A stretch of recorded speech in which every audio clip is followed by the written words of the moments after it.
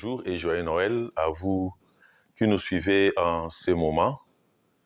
Et nous voulons parler aujourd'hui de la grâce de Noël. Que signifie Noël pour nous? Qu'est-ce que Noël apporte dans la vie de chaque être humain? Et parce que parfois, nous nous arrêtons au niveau matériel, au niveau superficiel par rapport à cette fête. Nous verrons, il y aura des ornements partout. Il y aura les guirlandes partout, il y aura les sapins. Et est-ce que vraiment, pour Noël, nous retenons ce qui est essentiel, nous retenons ce qui est important? Est-ce que nous mettons vraiment un accent sur ce qui est du mystère de Noël? Noël n'est pas simplement une fête extérieure. Noël n'est pas simplement une fête liée au matériel, à l'argent, mais c'est une fête qui nous révèle la grâce de Dieu. Noël n'est pas une simple parenthèse où nous essaierons d'oublier le quotidien, où nous essaierons d'oublier nos manquements, où nous essaierons de manger comme il faut, de faire la fête. Ce n'est pas une simple parenthèse. Noël doit nous ouvrir à pouvoir accueillir l'enfant Jésus qui vient vers nous. Il y a même dans certaines cultures où le jour de Noël, si vous n'êtes pas ivre, c'est-à-dire vous n'avez pas fêté. Et Noël se résume à notre budget, à ce que nous avons dépensé pour les fêtes, à ce que nous avons dépensé au quotidien. Mais nous aimerons que Noël aille vraiment au-delà de ce que nous passons au niveau physique, au niveau matériel. Et même les non-chrétiens, même les profanes fêtent Noël. Et voilà que nous aussi, chrétiens, nous allons dans un même rythme, dans un même système, en oubliant l'importance même de cette fête. Qu'est-ce que devenir cette fête qui célébrait la gloire d'un pauvre? Est-ce que cette fête qui célébrait la venue du Christ, qui est venu comme un tout petit enfant, reste encore d'actualité? Et nous devons comprendre que les textes liturgiques qui nous parlent de Noël ont été écrits après la Pâque. Et ce souvenir de Noël doit nous interpeller à comprendre la finalité de cette fête, à comprendre le chemin que nous, croyants, nous devons prendre, à comprendre l'origine de ce qui fait de nous ce que nous sommes. Et cette fête de Noël, c'est déjà une preuve de la foi, parce que nous entamons un parcours difficile. Nous entamons un parcours qui doit nous réveiller. Nous entamons un parcours qui doit nous conduire vers le chemin de croix et voire vers la résurrection. Donc, il est important pour nous de prendre très au sérieux ces moments forts, de prendre très au sérieux ces temps que nous passons ensemble pour que Noël puisse nous révéler le vrai visage de Dieu. Noël est la fête de la grâce et du don gratuit. On verra même les profanes. Nous allons passer à des cadeaux de Noël. Et vous connaissez le propre d'un cadeau. Un cadeau n'est pas un salaire. Un cadeau, c'est un don d'amour. Et par définition, on dira qu'un cadeau porte la marque de celui qui le donne. Et à Noël, Dieu nous donne son Fils, il nous donne Jésus-Christ. Et c'est Jésus qui vient vers nous porte la marque de Dieu. Donc nous recevons Dieu à travers la personne de Jésus-Christ. Voilà pourquoi nous devons mettre beaucoup de sérieux. Voilà pourquoi nous devons être dans la joie. Voilà pourquoi nos cœurs doivent s'ouvrir à accueillir ce Dieu qui vient à travers ces petits enfants, qui est notre Sauveur. Noël est aussi cette fête de l'espérance, cette lumière qui intervient dans la nuit à travers l'étoile, cette lumière qui nous éclaire. L'espérance nous fait grandir. L'espérance nous donne l'enthousiasme. L'espérance nous donne la force de progresser. Si Dieu accepte de se faire homme, c'est pour que l'homme soit divinisé. À Noël, Dieu vient à notre rencontre. Dieu vient vers nous. Nous n'avons plus à sortir, aller ailleurs. Nous devons rester là où nous sommes pour attendre cet enfant Jésus. Nous devons rester là où nous sommes pour rencontrer nos frères et sœurs. Nous devons rester là où nous sommes afin que la paix puisse régner dans le monde, dans nos familles, dans nos milieux de travail. Nous devons s'aimer cette espérance, s'aimer cet espoir pour que l'homme comprenne qu'un jour, il doit être à la rencontre de son Dieu. Le chrétien ne vit pas en dehors du monde. Le chrétien vit dans le monde. Voilà pourquoi nous ne devons pas négliger ce côté matériel, ce côté physique de la fête de Noël. Mais nous devons aller plus loin. Nous devons aller au-delà. Nous ne devons pas nous arrêter au niveau matériel, au niveau physique, au niveau des cadeaux, au niveau de la nourriture, au niveau de la fête. Mais nous devons aller plus loin, c'est-à-dire découvrir ce qui est spirituel. Et qu'est-ce qui est spirituel en cette fête de Noël? Ce qui est spirituel, c'est la grâce que nous apporte Jésus. Ce qui est spirituel, c'est l'humilité que nous apporte Jésus. Ce qui est spirituel, c'est cette lumière qui doit éclairer nos cœurs. Et l'acclamation de Noël le dit clairement. Un fils nous est donné, un sauveur est né. Dieu est parmi nous. La première grâce de Noël est que le salut nous est donné. Ce salut nous est donné gratuitement. Et ce salut n'est pas montré comme un but à atteindre. Mais ici, le salut est présent. Le salut est présent. Dieu nous sauve parce qu'il est notre Dieu. Il nous donne le salut, il nous propose ce salut. Et nous, comme êtres humains, nous, comme croyants, comme chrétiens, comme chrétiennes, nous devons saisir cette opportunité du salut. Nous devons aller à la rencontre du salut. Dieu a déjà fait un grand parcours. Il a déjà marché. Il est là devant nous. Tout ce qu'il veut, c'est notre volonté, que notre liberté puisse nous conduire à accepter le salut qu'il nous apporte. Et il vient pour tout le monde. Pas seulement pour ceux qui sont saints, pas seulement pour les riches, pas seulement pour les pauvres, pas seulement pour les pécheurs, mais il vient pour tout le monde. Ici, nous découvrons l'universalité du salut. Il vient pour nous sauver. Il ne nous classe pas par catégorie. Et malheureusement, aujourd'hui, dans notre monde, nous ne voulons pas admettre tout le monde. Nous avons nos choix et nous avons nos critères.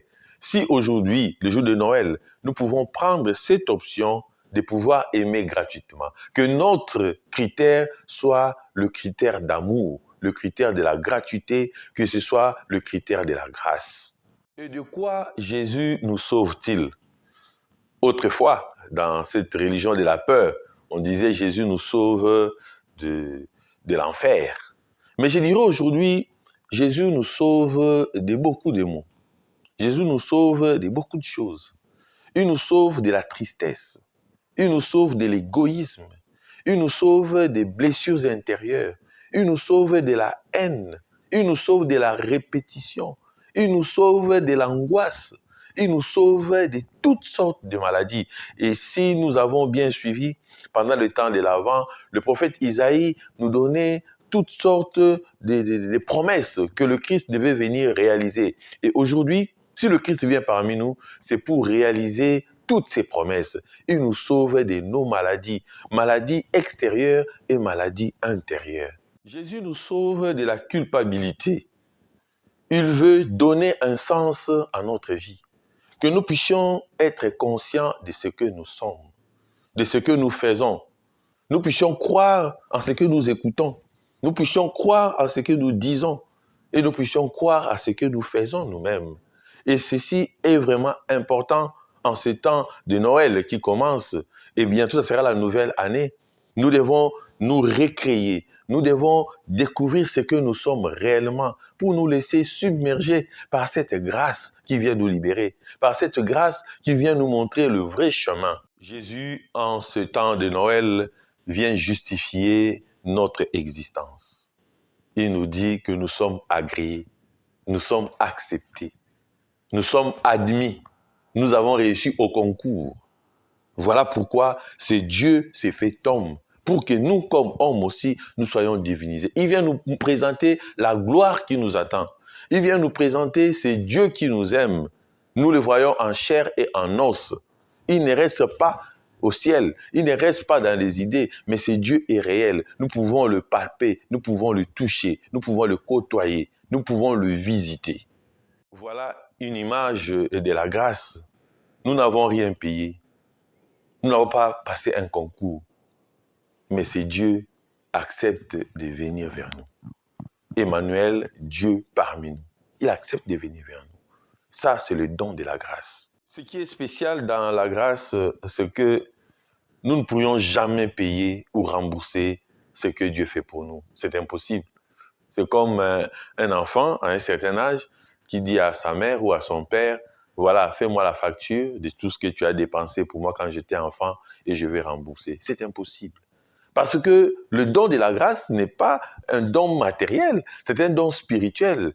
C'est difficile de rembourser à 100% ce que nous avons reçu spirituellement. Parce que chaque don, chaque charisme, chaque effet de Dieu a sa dimension. Et cette dimension n'est pas la dimension humaine. Nous n'avons pas la même mesure des choses. Nous n'avons pas la même notion du temps. Nous n'avons pas la même pédagogie. Voilà pourquoi la grâce de Dieu est vraiment infinie. C'est cette grâce infinie qui doit nous conduire vers l'infinité de l'amour. À travers le mystère de Noël, nous sentons que Dieu nous aime. Et nous devons être tranquilles. Si je sens que Dieu m'aime, je ne dois pas avoir peur. Je dois comprendre que personne ne peut m'arracher cette joie. Comme je l'ai écrit aujourd'hui dans la pensée pour ma guérison intérieure, aucun océan de détresse peut éteindre le feu d'amour qu'il y a en nous. Dieu, par Noël, nous apporte un feu d'amour. Et il n'y a aucun océan. Il n'y a personne qui peut éteindre ce feu d'amour. Si ce feu d'amour s'éteint, c'est-à-dire nous-mêmes, nous avons contribué à cela. Voilà pourquoi nous devons rester tranquilles. Voilà pourquoi nous devons rester dans la prière. Voilà pourquoi nous devons rester vigilants. Parce que, étant heureux de la venue de notre Sauveur, il y a certains qui ne sont pas contents. Et ils trouveront plusieurs moyens, plusieurs manières pour nous détourner de l'essentiel, pour nous décourager, pour nous dire, voilà, vous avez choisi le mauvais chemin. Mais c'est à nous, avec conviction, avec foi, dans l'espérance, dire que nous avons choisi le bon chemin. Parce que celui qui vient, c'est celui qui a été promis.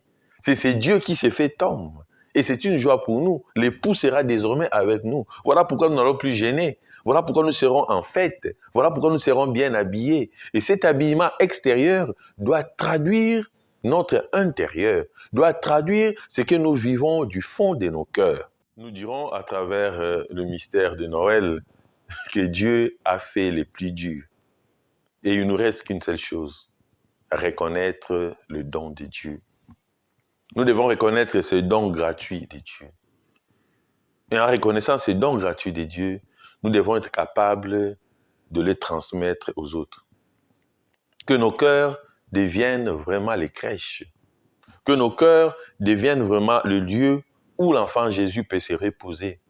Que nos cœurs deviennent vraiment le lieu où règne la paix, l'amour et la fraternité. Si dans nos cœurs règne la paix, si dans nos cœurs règne l'amour, notre monde aura un autre visage. Notre monde sera transformé. Nous serons dans la paix, nous serons dans la joie.